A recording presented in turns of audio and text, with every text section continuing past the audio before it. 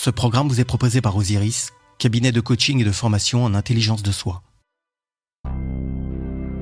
Bonjour à toutes et à tous, je suis Marc Joget et vous écoutez Chiche, le podcast où l'on s'interroge sur le nouveau leadership dont le monde a besoin.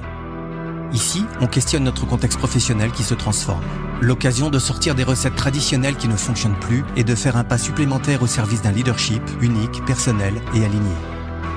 2 fois par mois, je partage avec vous mes rencontres avec des hommes et des femmes inspirants. Ces hommes et ces femmes sont des dirigeants d'entreprise, des experts, des entrepreneurs, qui tous, dans leur vie professionnelle, interrogent leur singularité et challengent leurs habitudes. Ils et elles ont accepté de partager leurs expériences, et avec eux, je vous propose de questionner nos fonctionnements et de revisiter notre leadership. Nous allons parler de réussite et d'échec, d'engagement et de transformation, de connaissance de soi et de relations aux autres, mais aussi du courage nécessaire pour mettre nos valeurs en action et faire nos choix en conscience. Vous écoutez Chiche, soyez les bienvenus.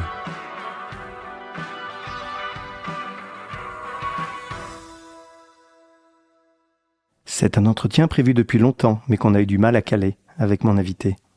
Pas facile de jongler entre des agendas très chargés et des bureaux et des ateliers à Dijon.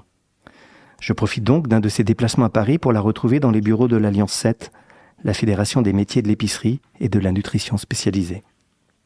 Ici, ça parle de réglementation, d'économie, de marché, de filière, et aussi d'image et de réputation.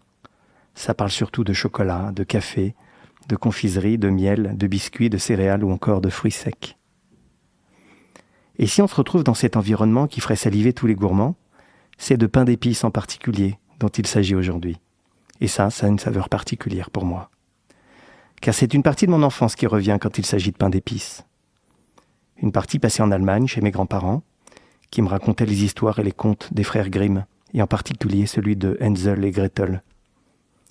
Si le conte en lui-même est plutôt effrayant, l'histoire de 2 enfants abandonnés par leurs parents dans la forêt, et qui trouvent refuge dans la maison d'une sorcière qui va les garder prisonniers juste pour les dévorer, en fait, l'histoire, elle, devient plus belle quand on découvre que la maison de la sorcière est en pain d'épices.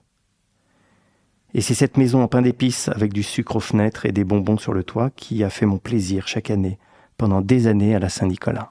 C'est ce goût unique de miel, de clous de girofle et de fruits confits qui me revient au moment où je vous parle. Voilà pourquoi mêler le leadership et le pain d'épices me réjouit particulièrement aujourd'hui. Et on ne parle pas de n'importe quel pain d'épices, on parle d'un pain d'épices unique, fabriqué par la maison Mulot et Petitjean, qui en a fait sa spécialité depuis plus de 220 ans. Nous sommes avec Catherine Petitjean, 9e génération des Petitjean et qui dirige cette entreprise familiale aujourd'hui. Catherine, bonjour. Bonjour. C'est fou quand j'y pense. C'est même assez vertigineux d'essayer d'imaginer que la maison Mulot et Petitjean existe depuis 225 ans. 1796, Louis XVI a été décapité 3 ans auparavant. Napoléon remporte l'un de ses grands succès avec la campagne d'Italie et il s'installe au pouvoir. George Washington est président des États-Unis. Oui, on parle bien de George Washington, le premier président des États-Unis, au moment aujourd'hui où c'est le 47e qui vient d'être élu. C'est assez unique en France, non ? Une entreprise de 225 ans. Est-ce qu'il y en a d'autres ? Alors bien sûr, il y a d'autres entreprises anciennes, familiales en France. Mais c'est vrai que, en ce qui me concerne, ça a été un vrai challenge et aussi un honneur de pouvoir développer cette entreprise qui m'a été confiée il y a plus de 30 ans maintenant. Alors comme on le fait ici dans Chiche, dans ce podcast, à chaque épisode, voilà, je vais te demander de te présenter en 2 minutes. Et si tu veux bien, en particulier, nous indiquer à quel moment et dans quelles conditions, justement, tu as été emmené à reprendre les rênes de la maison familiale, toi qui es donc la 9e génération, je crois. Oui, alors, je m'appelle Catherine Petitjean, je dirige l'entreprise Mulot Petitjean, depuis une 30aine d'années, même si, maintenant, je suis dans un process de transmission avec ma fille. J'ai travaillé une petite dizaine d'années aux côtés de mon père, et puis papa est tombé malade et j'ai dû reprendre les rênes un petit peu brusquement. Et puis finalement, j'ai nagé. Je suis tombée dans la piscine et j'ai dû nager. Apprendre à faire autrement, bien sûr, et puis prendre en main tous les projets que je souhaitais mener à bien. À prendre la suite? Alors prendre la suite, c'est vrai que papa, lui, n'a pas eu un process de transmission comme je peux l'avoir avec ma fille Marie. Je pense que c'était une autre génération, c'était compliqué pour lui de s'en aller. Pour lui partir, c'était mourir. Voilà, alors qu'on peut concevoir les choses un petit peu différemment. Oui, alors on parlera justement de la suite et de la succession un petit peu plus tard dans l'épisode. Donc ça fait 30 ans aujourd'hui que tu diriges l'établissement ou la maison? Oui, presque 30 ans, voilà. Oui. Et c'est impressionnant de t'écouter là et de faire défiler le temps. Le temps justement qui est vu très, très souvent comme une contrainte de nos jours, qui s'accélère toujours plus, qui challenge nos vies, qui challenge la vie des entreprises, à tel point que les notions de gestion du temps, d'anticipation, de réactivité, c'est souvent des enjeux clés pour les dirigeants et ça revient beaucoup dans les accompagnements que je peux faire. Alors si tu veux bien, j'aimerais bien qu'on en parle de ce temps long, justement, de ce temps que tu représentes si bien et que l'entreprise Mulot et Petitjean représente encore mieux. Ce temps long qui est essentiel, mais qu'on n'a pas trop l'habitude de gérer en entreprise. Alors si on parle du temps long, si j'avais fait cette interview il y a 10-15 ans, j'aurais sûrement pas dit les mêmes choses. Hein, les choses se sont accélérées. Et c'est vrai que ce qui fait la force d'une entreprise familiale PME, c'est finalement effectivement ce temps long qu'on a pour gérer les projets. Il y a quand même cette mémoire dans l'entreprise qui fait que on sait qu'on a connu des moments difficiles. Tu l'as dit, l'entreprise date de 1796. On était en pleine terreur et quand même l'économie, finalement, elle survivait parce qu'il fallait manger. Voilà. Moi, les souvenirs qui sont venus jusqu'à moi, c'est finalement la guerre de 14 et la guerre de 39-45, parce que ça, on me l'a raconté. Ma grand-mère était née en 1904, elle avait des anecdotes de la guerre. J'ai retrouvé dans les archives certains documents sur cette période, et puis la guerre de 39-45, bien sûr, très présent dans les mémoires, et finalement avec des chocs un petit peu ceux du Covid, où on était un petit peu terrorisés. Alors effectivement, ça nous a aidé quand même à se dire oui, finalement il y a eu cette période est violente, mais on n'a quand même pas des soldats armés qui défilent dans la ville. Voilà. Donc ça, je pense que ça donne de la perspective et une sorte de résilience. Ça n'empêche pas qu'il faut se battre et prendre les mesures, mais voilà, la mémoire de l'entreprise nous rappelle finalement que on a eu des époques difficiles. Donc on les accepte peut-être mieux. Puis une mauvaise année, c'est une mauvaise année. Et puis on peut pas, on va pas chercher un coupable là où il y en a pas. Voilà. Mais maintenant, il faut être réactif. Et je pense que en ça, la gestion d'une PME familiale au quotidien, elle n'est pas différente de celle d'une autre entreprise. La rentabilité reste quand même le nerf de la guerre. Alors c'est intéressant ce que tu dis en mentionnant la Première Guerre mondiale, la Deuxième Guerre mondiale, enfin le Covid, tous ces moments-là qui ont jalonné toute l'histoire, le Covid étant probablement le dernier événement un peu important, en tout cas que dans la gestion de l'entreprise. Ça me fait penser à quelque chose alors qui remonte... quand j'étais en prépa, on avait étudié Henri Bergson et il me semble qu'il y avait une notion dans un de ses textes ou dans un de ses livres qui faisait la différence entre la durée et le temps. En fait, il disait que c'était de la durée que naît l'assimilation, la maturité des idées, des actions. Et il le séparait d'un temps, je crois qu'il appelait le temps des horloges, qui était plus fractionné, qui était plus mesuré, quantitatif. Celui qui prend tellement de place aujourd'hui et que tu mentionnes aussi dans ta vie de dirigeante. Donc la durée, cette accumulation d'histoires et de changements, ça t'inspire aujourd'hui quand tu diriges Mulot et Petitjean. C'est ça peut-être qui te permet de piloter cette transformation authentique? Alors je dirais que la durée, pour moi, c'est bien dans la mesure où ça reste efficace. Hein, parce qu'on est quand même chef d'entreprise, il faut quand même que l'efficacité soit là. Et puis, je suis pas quelqu'un qui est dans le passé. Le passé, ça nous sert simplement de boussole pour l'avenir. Je crois qu'il faut pas s'enterrer dans le passé. Moi, j'ai vécu 2 projets, c'est ça qui m'a motivée. Ça me donne un petit peu de résilience, voilà. C'est-à-dire que quand on a des échecs, eh bien, on se dit bon bah il y en a eu là, ça a été difficile. Je me souviens, on m'a rappelé ça, et donc ça aide finalement à franchir des étapes. Mais je pense que voilà, il faut rester efficace et finalement réussir nos projets dans un délai imparti comme les autres. Et on n'a pas le choix parce que c'est la survie de l'entreprise, elle est liée quand même à ça. Parce que je pense que finalement, rien n'est éternel.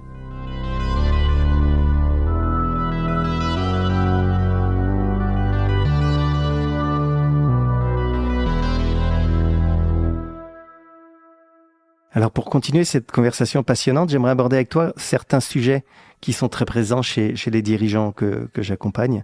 Et je suis curieux de savoir si ces aspects classiques du leadership, en fait, finalement, sont aussi des enjeux quand on dirige une maison qui a plus de, ou qui a 225 ans et qu'on va passer à la génération suivante. Tu l'as dit en introduction tout à l'heure, tu as repris l'entreprise à la suite de ton papa dans des conditions qui étaient peut-être à ce moment-là pas planifiées ou moins prévues. Et comment on s'arrange alors pour sortir d'un schéma qui était celui de la génération d'avant et pour se donner ses propres ambitions? En fait, pour poser la question d'une façon qui parlera peut-être aussi à tous les dirigeants, comment fait-on pour s'affranchir de l'héritage du passé? Alors moi, je dis que j'ai eu beaucoup de chance, c'est-à-dire que dans mon chemin, et je pense que bon, c'est une question de personnalité, j'ai eu la chance de rencontrer vraiment des dirigeants inspirants. Bon, c'est aussi, je pense que là, dans mon engagement dans le syndicat professionnel, aussi qui m'a permis peut-être de m'extraire de mon quotidien et puis d'avoir une vision un peu plus générale et finalement de grandir et de pouvoir m'affranchir d'un héritage du passé qui peut être trop lourd. Moi, j'ai repris le bureau de mon père. Papa était grand, j'étais toute petite. Il a fallu, c'est des images tout ça. Mais un jour, j'ai cassé le bureau. Voilà. C'est-à-dire qu'un jour, je me suis affranchie du bureau, j'ai pris un bureau autrement, plus petit, où j'étais bien. Voilà, parce qu'il faut s'en affranchir du passé. Parce que si j'avais continué à travailler comme mon père le faisait, et c'était tout à fait honorable, et c'était sa génération, il n'y a pas de critique avec ça, mais on serait plus là. Voilà, faut être clair. Donc, il faut gagner sa liberté. Alors, ça prend un peu de temps, mais moi, j'ai eu la chance, effectivement, d'avoir autour de moi et de côtoyer des personnes inspirantes qui m'ont aidé dans ce chemin. Et en fait, Catherine, qu'est-ce que tu as dû trouver en toi pour l'acquérir, cette liberté, justement, pour t'affranchir de tout ça? Eh bien, il y a des événements, comme je dis, j'ai cassé le bureau, parce que le bureau était tellement grand qu'on ne pouvait pas le sortir, donc il a fallu le casser à l'intérieur du bureau. Et puis, j'ai des ancêtres qui me regardaient par derrière, et puis un jour j'ai dit bon ben c'est terminé, je vais leur faire face. Et je pense qu'il y a des éléments matériels qui traduisent finalement une volonté et c'est important de le faire face finalement aux ancêtres. Et ben c'était pas si mal, c'était une image, c'était un petit peu comme casser le bureau. Voilà, c'est-à-dire on s'affranchit j'aime pas ce mot héritage, mais d'une tradition trop lourde. La tradition, c'est bien si on s'appuie dessus pour avancer. Si la tradition, finalement, c'est des boulets aux pieds, ça a moins de valeur. Et donc, regarder en face les ancêtres, de ne plus les avoir dans le dos, mais de mettre les tableaux en face de soi, c'était un acte fondateur peut-être, mais en tout cas, pour te dire, ben voilà, c'est Catherine qui est aujourd'hui aux manettes. Oui, tout à fait ça. J'allais reprendre cette expression aux manettes, c'est-à-dire que maintenant c'est moi et personne d'autre. Ça ne veut pas dire qu'on s'appuie pas sur les valeurs qu'on nous a transmises et qu'on jette le bébé avec l'eau du bain. Ça veut juste dire qu'on dirige en tant qu'individu avec ses propres règles. Voilà. Et c'est toujours quelque chose que j'ai eu à cœur. Je pense que dans la manière que j'ai eu de diriger, j'ai toujours voulu faire avec ce que j'étais et pas copier des modèles qui finalement où finalement il y aurait eu un mensonge et une dichotomie et je n'aurais pas été crédible. Ça parle de connaissance de soi et quand on accompagne des dirigeants et quand on coach, on parle beaucoup de la connaissance de soi. C'est quelque chose qui t'a aidé justement dans ce moment. Alors, j'entends que ça t'aide encore, mais dans ce moment où tu reprends les manettes, comme on disait, c'est un travail. Qu'est-ce que ça a exigé de toi à ce moment-là? Alors quand j'ai repris, malheureusement, je n'étais pas encore accompagnée, donc la connaissance de soi, finalement, elle était un peu empirique. Intérieure et empirique. Effectivement, j'ai appris plus de choses depuis, mais je pense qu'effectivement, on va chercher au fond de soi-même une force. On a tous en nous des forces qu'on soupçonne pas. Jamais je me serais cru capable de faire ça, et puis je l'ai fait. Voilà. Alors je pense que les enjeux finalement que j'avais étaient plus importants que de rester où j'étais. C'est un message en tout cas qui me parle et qui parlera probablement à beaucoup de nos auditeurs, en particulier quand on arrive après 8 générations, trouver sa place, savoir qui on est. Accepter de prendre ce qui doit être pris pour poursuivre, mais aussi de mettre et de croire en soi. Ça, c'est probablement un moment qui est hyper important dans la suite. Je pense que c'est important si on veut s'accomplir en tant que chef d'entreprise et finalement accomplir notre entreprise. Si on n'est pas à notre place, je pense qu'on ne peut pas réussir. Quels que soient les métiers d'ailleurs, celui-là ou un autre.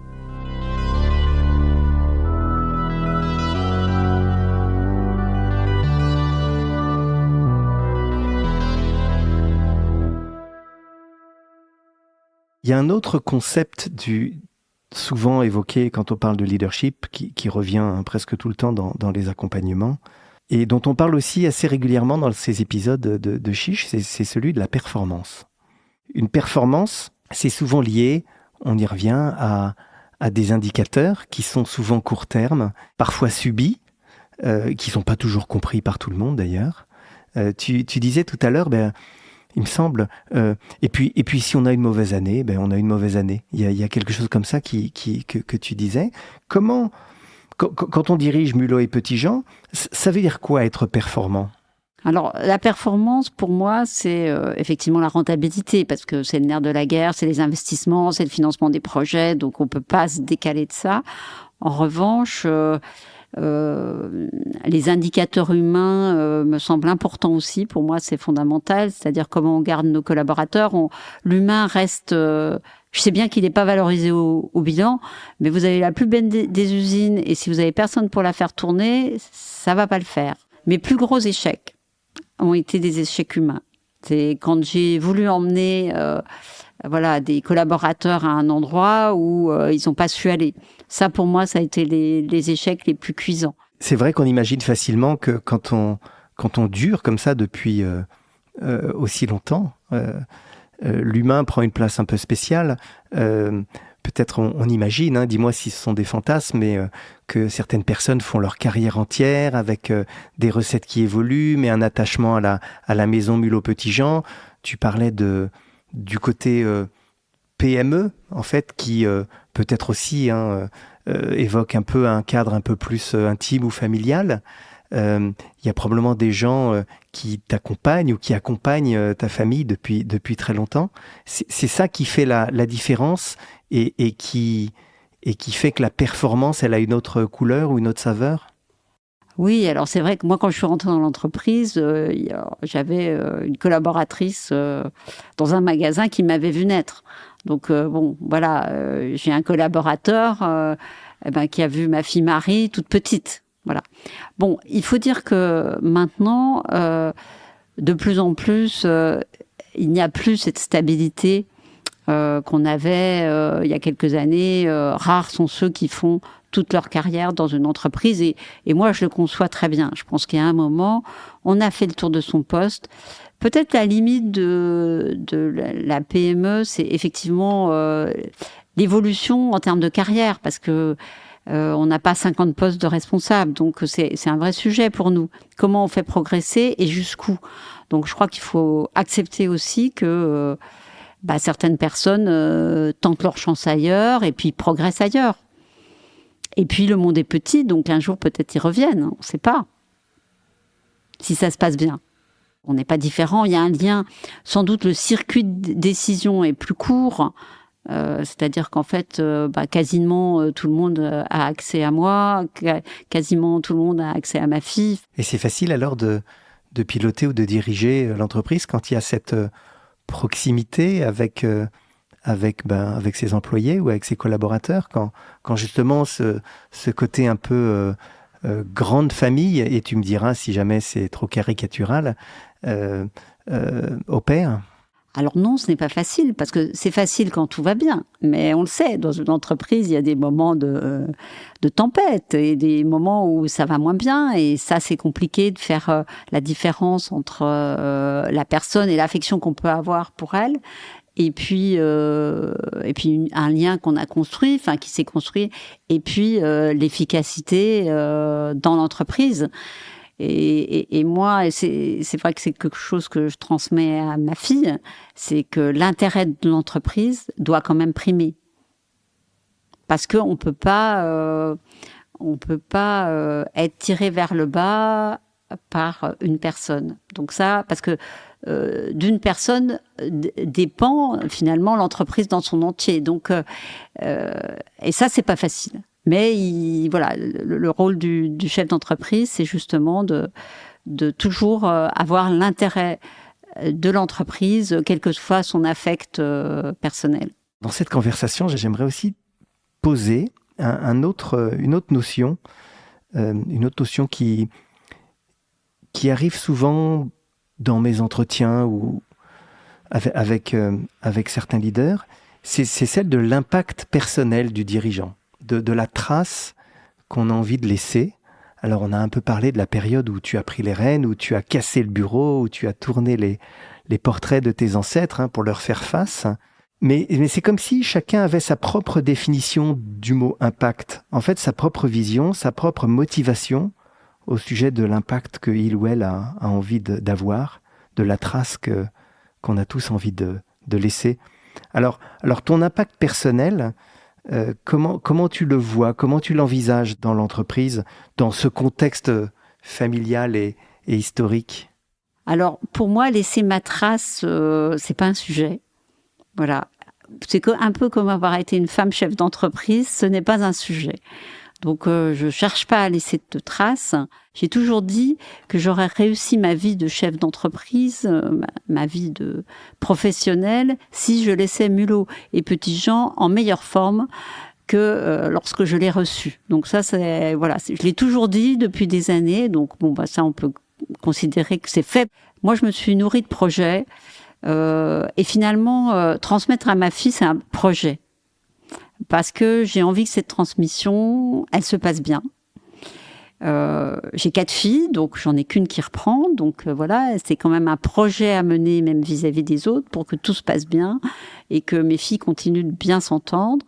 Que ma fille, je lui donne les meilleures chances pour finalement développer ses compétences de chef d'entreprise et sûrement différemment de moi. Donc ça pour moi, c'est mon projet actuel. Je dis pas que c'est facile, parce que ça veut dire lâcher prise, et quand on a dirigé, le dirigeant, le lâcher prise, il sait pas tellement ce que c'est. On est humain et on est quelquefois rattrapé par la patrouille. Je vois ça, cette transmission, finalement, cette période avec ma fille, comme une aventure, un projet. Et ce que je souhaite, c'est qu'on en profite l'une et l'autre, parce que je pense que ça sera très nourrissant pour elle d'avoir finalement de s'être vu confier cette entreprise, mais de se l'être vraiment vu confier. sans état d'âme et sans finalement s'accrocher à un pouvoir quelconque. Alors, ce n'est pas facile. C'est pour ça que ma fille est accompagnée, et puis je le suis aussi parce que elle est accompagnée pour prendre et moi pour lâcher. Et c'est un beau challenge. C'est presque émouvant quand je t'écoute, parce que ma question c'était finalement quelle trace, quel impact tu as envie d'avoir, et puis ta réponse, elle a été finalement très vite axée sur, mais en fait, il n'y a pas une trace particulière au-delà du fait que cette continuité se passe bien, et tu m'as rapidement parlé de succession. Donc en fait, est-ce que c'est toi ou est-ce que c'est la position dans cette histoire de l'entreprise et de la famille? Il y a pas de place pour l'ego? Alors l'ego, on en a tous un peu. Je crois que il faut pas dire qu'on n'en a pas, mais franchement, laisser ma trace, ça ne me parle pas. Alors je sais pas pourquoi, mais parce que je suis quelqu'un qui a vécu dans le projet, donc finalement, qu'est-ce qui va m'intéresser, c'est qu'est-ce qui vient demain et sur quoi je vais pouvoir m'investir. Effectivement, avoir une action positive, parce que il faut que l'action soit positive, et c'est ça qui m'intéresse. Maintenant, c'est bien sûr développer encore l'entreprise comme je peux, aux côtés de ma fille. Si elle a besoin de moi, il n'y a pas de souci. Mais c'est de lui donner finalement toutes les cartes en main. C'est ça qui m'importe, je crois. Alors peut-être aussi parce qu'on l'a pas fait pour moi, donc peut-être que je sens le besoin de le faire pour elle, sûrement. Que peut-être j'ai regretté qu'on le fasse pas comme ça pour moi, mais c'était une autre époque et j'ai pas de jugement par rapport à ça. Voilà, je pense qu'il faut pas le passé, c'est le passé, on peut pas le modifier. Donc ce qu'on peut agir, c'est sur le présent et l'avenir, et c'est ça qui est intéressant. Voilà, et finalement, moi, ce qui m'importe, c'est finalement dans ma vie personnelle et dans ma vie professionnelle, c'est finalement donner des valeurs à mes enfants, qu'elles soient finalement heureuses, et que Marie, puisque c'est elle, puisse reprendre cette entreprise dans les meilleures conditions possibles. Et alors, une question qui me vient à l'esprit, c'est que est-ce qu'il y aura un jour un tableau au mur avec Catherine? Alors, normalement, oui, mais il faut être décédé, donc je suis pas pressée. Tu l'as évoqué, la succession, c'est un moment clé dans la vie d'un dirigeant, que ce soit chez Mulot et Petitjean, une entreprise qui existe depuis plus de 220 ans, ou dans n'importe quelle autre entreprise. La succession, c'est généralement aussi parfois une affaire de pouvoir, une affaire d'influence. D'ailleurs, il y a souvent un succession plan du leader qui est pris très au sérieux par les conseils d'administration ou les ressources humaines. On parle de la définition du profil idéal, de l'évaluation des compétences en interne, des éventuelles alternatives en externe, la planification de la transition, de la communication aux parties prenantes. Enfin, il y a tout un process de succession. Et puis, on voit que parfois tout roule, et puis ensuite... on peut voir aussi que parfois, il y a quelque chose qui peut dérégler cette succession. Dans ton cas, c'est Marie, ta fille, qui reprend. Ça rend les choses plus simples, ça les complique. On a parfois un peu l'impression, ou on s'imagine que l'histoire est écrite à l'avance, mais c'est plus simple, c'est plus compliqué? Alors, je dirais les deux. À la fois, c'est plus simple parce que c'est ma fille, donc transmettre à ses enfants, j'imagine, c'est moins violent que de vendre. Je pense que voilà, c'est à la fois plus simple, mais ça peut être plus compliqué parce que une partie de notre cœur et de notre âme peut vouloir rester aux côtés de sa fille. Donc ça, effectivement, donc il faut lâcher. Et puis, on se fera. Moi, j'ai dit que je me ferais de soucis, toujours, pour ma fille, ce qui est normal. C'est pas comme si vous vendez à un tiers où là, voilà, c'est facile. Vulgairement, vous prenez un chèque et puis voilà. Et puis on passe à autre chose. Là, c'est un petit peu différent. Donc, effectivement, il y a ce double aspect plus facile et puis plus difficile. Mais transmettre à ses enfants, ça a peut-être aussi une vertu, c'est que moi, ça va me permettre de partir progressivement, pas du jour au lendemain. Donc ça, c'est du positif. Et puis, de vivre quelque chose un peu exceptionnel avec un ou plusieurs de ses enfants, suivant la configuration. Je crois qu'il faut voir ce passage, cette transmission, comme je l'ai dit tout à l'heure, comme une aventure et un lien on crée un lien qui est forcément très fort. Et ça, faut pas passer à côté. Donc la succession elle-même est une étape forte que tu envisages comme un moment à ne pas rater, bien entendu, mais en tout cas à vivre en plus avec ta fille de façon pleine et entière, quoi. Oui, moi je trouve que il faut pas voir ça comme une contrainte, parce qu'on vieillit, donc de toute manière, il faut trouver une solution. Il faut voir ça comme un moment privilégié. Et c'est voir le verre à moitié plein ou à moitié vide. Donc si on voit ça comme une expérience, une aventure, et vivre finalement un moment privilégié, construire un lien un petit peu exceptionnel, parce que ça reste exceptionnel, il faut en profiter, parce que la vie ne nous offre pas toujours ça. Et alors, les mots que tu utilises là, j'ai envie de les copier-coller et de les envoyer à tout le monde, parce que c'est vrai que faire de la succession de son poste un moment qu'on vit à fond, un moment qu'on pilote et qu'on subit pas, c'est probablement une des recettes qu'on peut donner à tous les dirigeants, même si c'est difficile, mais en tout cas le prendre comme ça, c'est probablement une partie du succès.